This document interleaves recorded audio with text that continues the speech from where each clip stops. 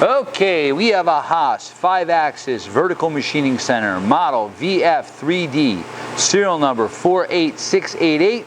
Machine was new in 2006, and we're going to run it for you. Machine has a Haas control. It has a 24 ATC BT40 spindle, 10,000 RPM. Besides the regular T-slotted table you have on it, you have a Haas STR 160H 5-axis table with a 6.3-inch diameter platter. He's running the XY on the table right now. The X is a 40-inch and the Y is 20. There he's tilting the table and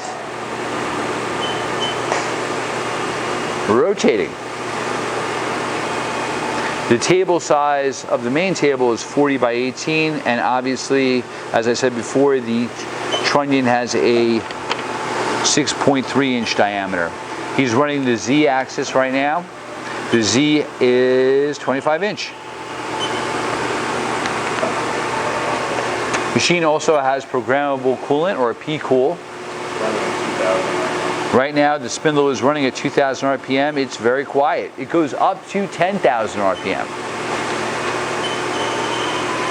We're going up. 5,000 RPM. 75, 8,000 RPM. Show them on the screen. 8,000 RPM. Might want to look at this spindle. Again, that's a side mount 24 ATC. We're going to do a tool change.